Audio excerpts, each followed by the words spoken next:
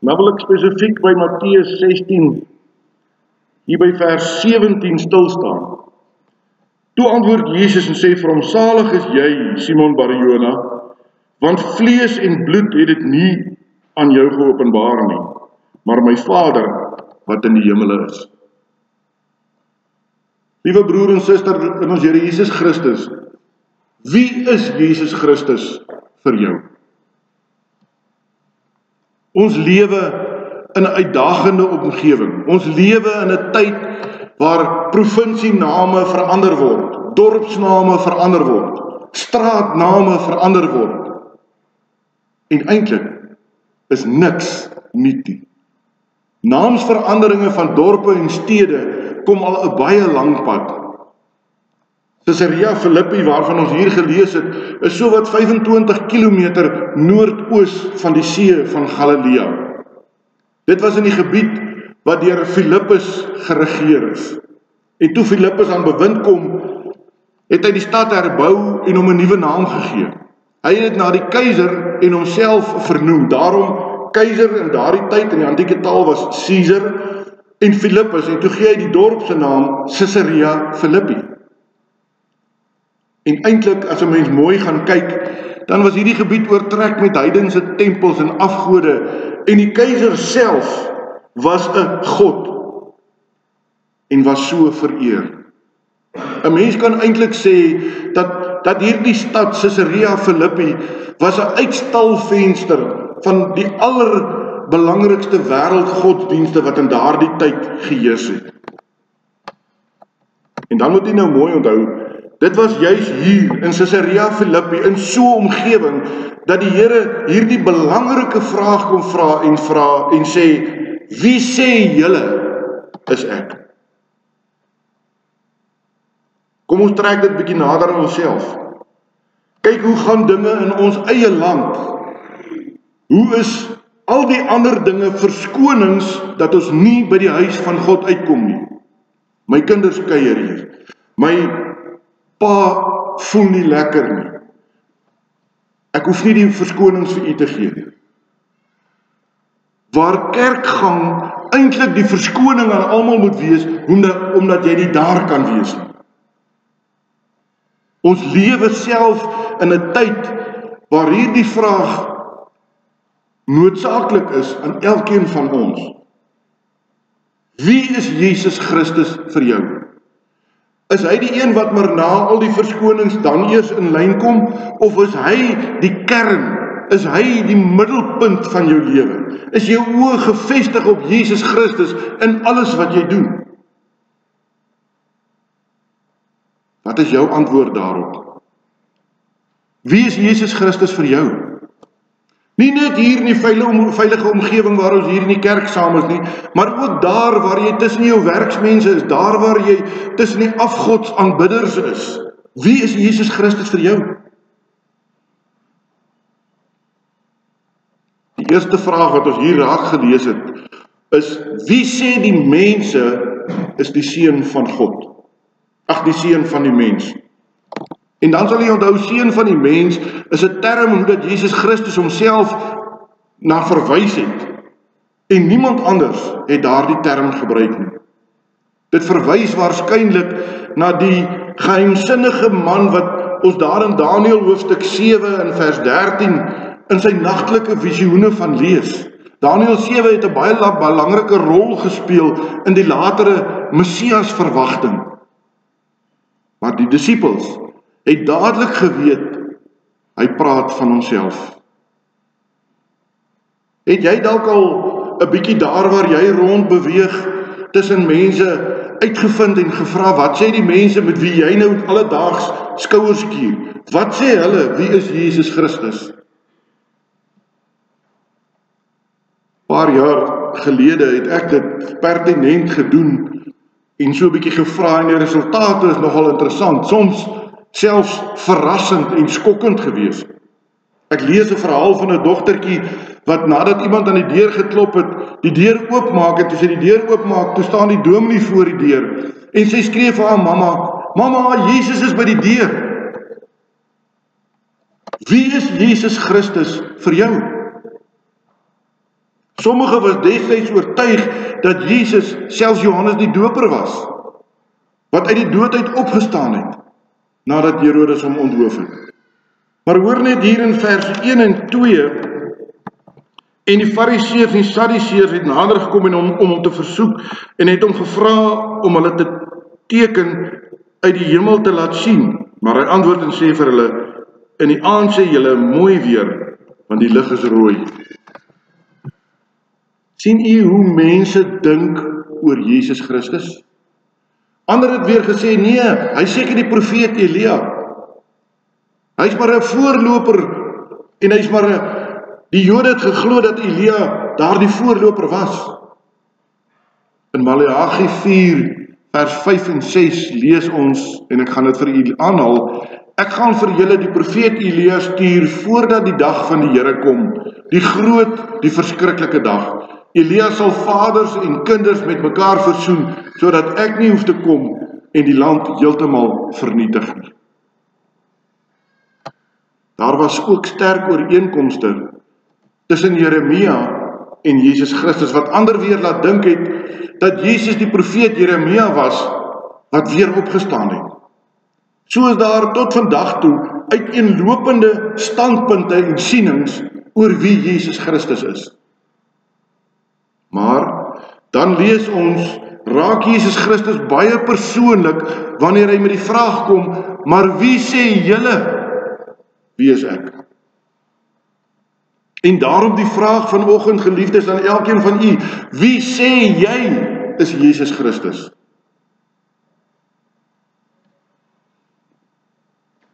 Ons kan dalk daarom 'n braaivleisvuur lekker gesels vandag oor wat ander alles oor hom te sê het. Maar dis irrelevant. Wat sê ek en jy, wie is Jesus Christus? Simon Petrus antwoord en hy sê, u is die Christus, die seun van die lewende God, het ons hier in vers 16 gelees. En dan moet jy onthou, Christus beteken Messias of gesalfde. Hy sê met ander woorde, u is die vervulling van dit wat God beloof het. Dis 'n aangrypende belydenis, nie waar nie?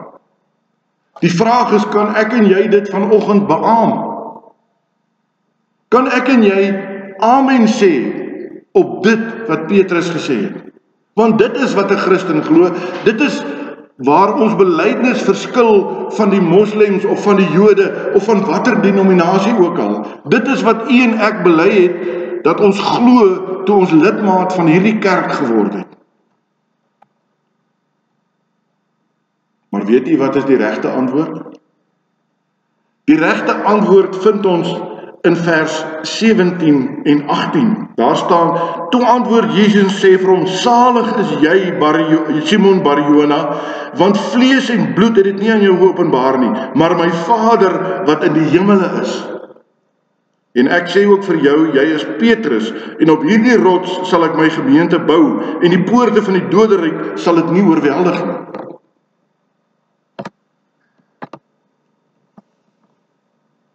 Het jy dit al van God die Vader ontvang, dat Jesus Christus jou persoonlike saligmaker is? Is jy al daardie rots op wie Jesus Christus sy gemeente verder kan uitbou hier in Kroonstad? Soos ons, het Paulus 'n regmerkie agter sy naam gekry, maar Petrus, onthou net, jy het hierdie antwoord nie uit jouself uit opgedis nie, en tot hierdie gevolgtrekking gekom nie. Dis 'n gawe van God. Ons lees in vers 17, maar die Vader in die hemele het dit aan jou geopenbaar. Geliefdes, so ek en u het niks op te roem nie. Dit wat ons is, dit wat ons aan mense wys wie ons is genade. Efesiërs 2 vers 8 sê so pragtig, want uit genade is julle gered, en dit nie uit julle self nie, dis 'n gawe van God.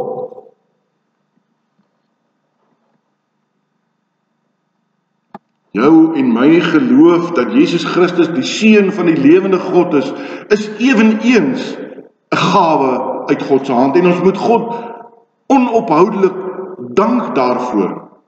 Dis nie iets wat ons geërf het van ons ouers af, of aangeleer het, of uitgepluis het vir onsself nie. Nee, broer en suster, dit was toe ek en jy onder leiding van Christelike ouers gereeld onder die geklank van die woord van God gekom het, wat ons hierdie ding in ons kop vir onsself begin verwerk het, en wat ons hierdie genade van God ontvang het om te besef, Jesus is die Here.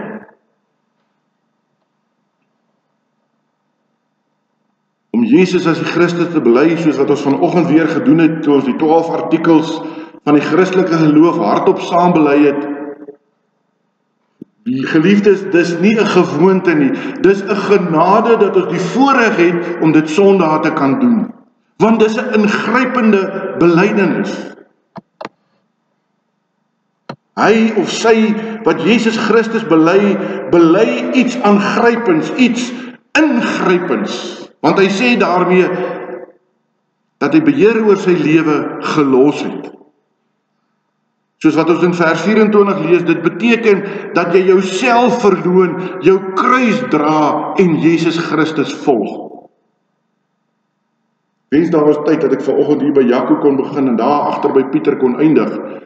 En vir almal te vra, het jy jouself al verloon? Of is die eie ek en jou nog so groot dat jy in jou persoon alles wil hanteer?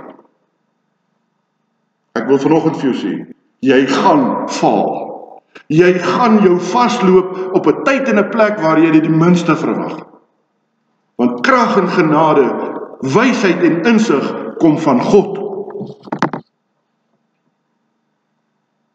Ons wat miskien lank gelede al in hierdie belydenis voor die gemeente gestaan het, en dit vanoggend bevestig het toe ons geloof bely het, ek glo in Jesus Christus, sy eniggebore seun, ons Here. Ons bevind ons miskien nie heeltemal daar in Caesarea Philippi, tussen die afgodsbeelde en die tempels nie, maar ons leef nog hierdie betekenis met vrymoedigheid uit, in 'n tydsgees, waar dit soos die kinders sê, nie meer cool is, om voluit 'n volgeling van Jesus Christus te wees nie. Waar mense liewer op 'n afstand wil bly en wil volg, as wat hulle wil betrokke raak. En dis hoekom ek verwys het na hierdie gesindheid wat ek gister beleef het by ons bazaar. Ek het nie die idee gekry van, nee Kokkie, doen jy maar liewer alles nie. Kokkie, waar kan ek help? Kokkie, hoe kan ek help? En dan wil ek die Here vanoggend dank, dat hy besig is om te werk in ons gemeente. As ek en jy daar in die straat loop en ons praat van Jesus Christus as 'n profeet, of 'n heilige, of 'n leermeester, 'n geestelike leier, dan sal min mense, nie eers die Jode of die moslems, teenoor jou beswaar maak nie. Maar praat net van hom as die seun van God. Praat van hom as die Almagtige, van dieselfde wese aan die Vader, as die Vader, en jy sal teenstand kry wat ongekend is. Ons lees so baie hoe dat die moslems vir iemand wat 'n Christen geword het, en hierdie getuienis aangaande Jesus het, in hegtenis neem. Hoe hulle gesel, hoe hulle vermoor. Talle moslems wat Christelike geloof aanvaar het, is gevang en word gemartel. Maar omdat sonde en verlorenheid ons grootste nood is, het God ons 'n redder en 'n verlosser van ons sonde gestuur. En dit is wie Jesus Christus is. Hy is nie een of ander vermaaklikheidskunstenaar wat besig is om ons te probeer beïndruk nie. Hy is die verlosser, die saligmaker, wat vir my en jou sonde gesterf het. Daarom kom daar vanoggend direkte vrae na elkeen van ons toe. Is Jesus Christus die koning van jou lewe? As jy moeilike of belangrike besluite moet neem, praat jy met die Here daaroor? Raadpleeg jy hom nog, of besluit jy sommer uit jou eie, sit en so aan die volgende? As ons bietjie weier gaan, as ons na ons land kyk, sien ons nog die Here raak as die een wat in beheer is en 'n plan met ons land het? Of staar ons blind teen hierdie politieke leiers en hulle besluitnemings en korrupsie en verdagmaking wat aan die gang is? Geliefdes, ek wil vanoggend vir julle sê, ons hoef nie te wag vir 'n delary om ons te kom red nie. Ons het 'n redder, ons het Jesus Christus. Iemand met 'n hoofletter geskryf, wat sy lewe vir ons gegee het en daarna ook uit die dood opgestaan het, om vir jou en vir my 'n nuwe lewe te gee. Maar, dan moet ons hom ook soos Petrus erken as Here en Meester van ons lewens, as Christus. En ons moet doelbewus 'n doelgerigte besluit neem om ons hele lewe aan hom oor te gee en te wy. Onthou, om lidmaat van 'n gemeente te wees, is nie 'n maklike pad nie.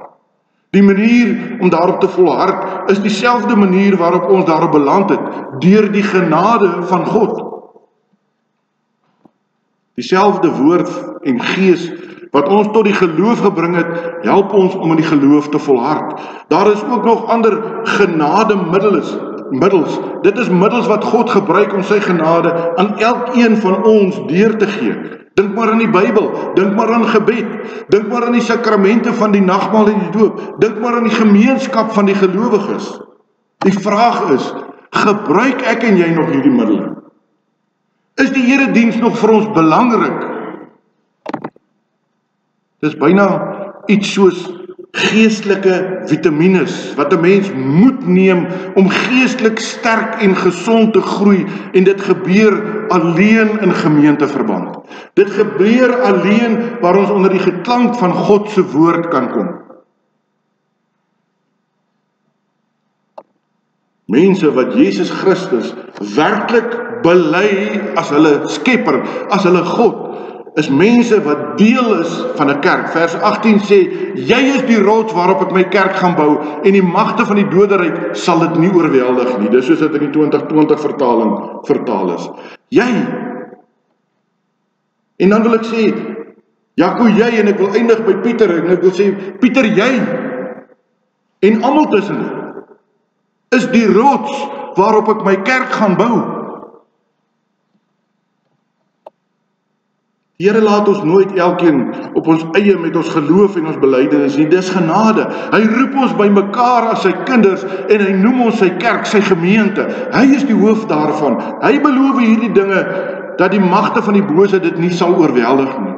Daarom is dit so belangrik om saam met die ander mense wat deel van die rots is, in die kerk saam te kom, om saam te leef, om mee te doen. Die rede daarvoor mag wees dat ek nie minderwaardig voel nie, maar ook omdat ek meerderwaardig voel en ek dink ek nie die kerk nodig het nie. Hou net in gedagte, God bou nie sy kerk met engele nie, maar met mense. En dan wil ek byvoeg, met sondaar mense. Daarom is daar ook diegene wat my irriteer of verkeerd opvryf, of wat nie optree soos Christus nie. Onthou, die kerk is vol sondaars. Mense wat streef en soek na redding. Ja, ons is wel geredde sondaars deur die genade van God, maar ons bly sondaars, soos die Bybel sê, wat geneig is tot die kwaad, vol foute, vol tekortkominge. Maar dit moet nie 'n rede wees om jou van die kerk te onttrek, of omdat jy vol foute is nie. Ons sien Petrus as 'n tipiese kerklidmaat. Petrus was alles behalwe volmaak. Ons het gelees hoe dat Petrus, die belydende Petrus, die rotsman, kort daarna 'n struikelblok vir Jesus Christus geword het toe hy hom verraai het. Die rotsman het voete van klei gekry. Vir 'n oomblik word hy weer instrument, 'n mondstuk van Satan. Maar die Here wil ons met ons gebreke en ons gawes inskakel en gebruik in sy kerk. En dit is genade. Dit is genade, en daarom moet u en ek as gelowige daardie begeerte hê om deel te bly van Jesus Christus se kerk. Daarom, as om lidmaat te wees, is groot genade. Ons is al vir 10 jaar hier in Kroonstad. 10 jaar van genade.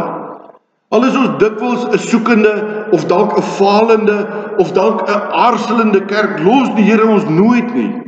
Hy hou uit met ons. Hy hou aan met ons. En omdat die kerk vol sondaar mense is, wat foute is.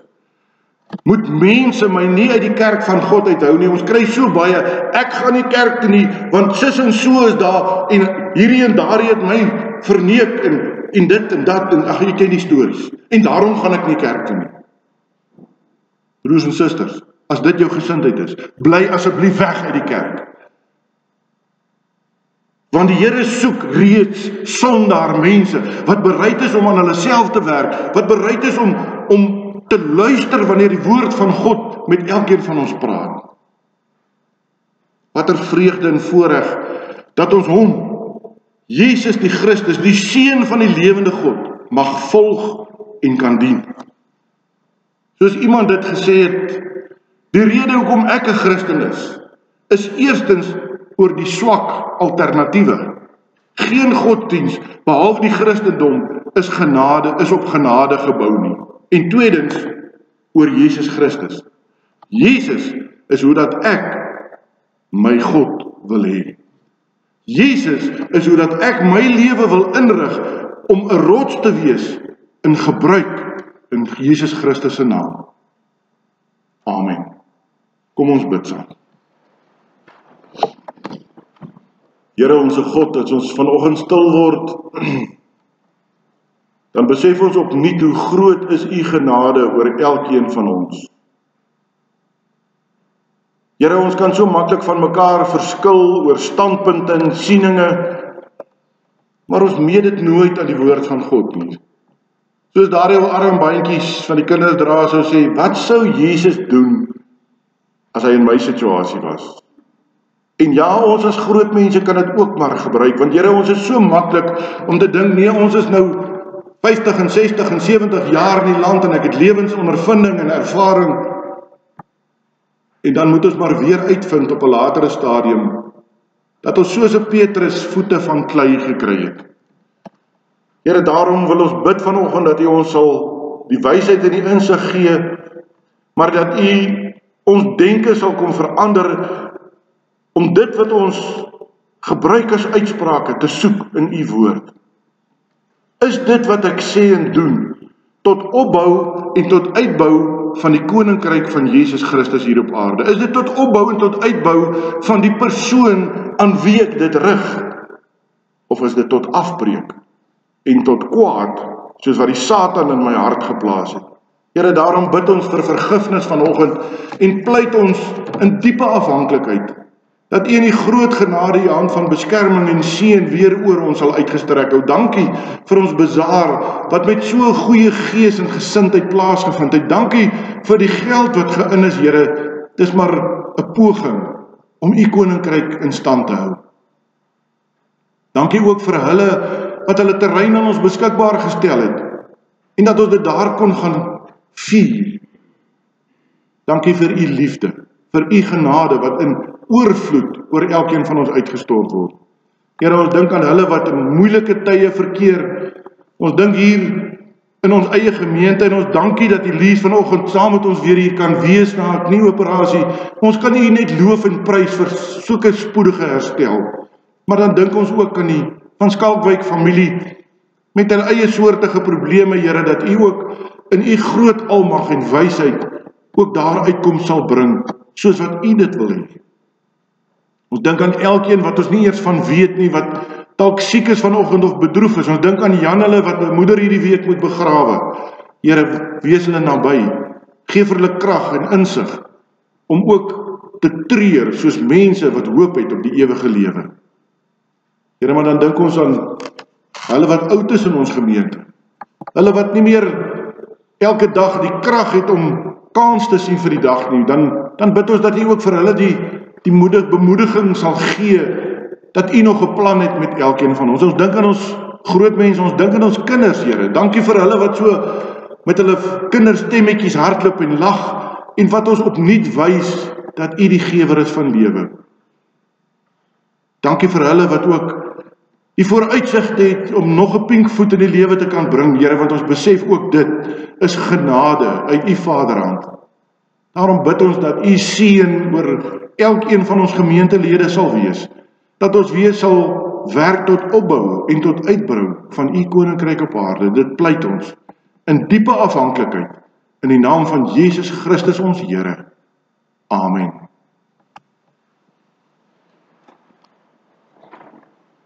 Jaco gaan ons by die deure inneem. In die banke, ons gee nou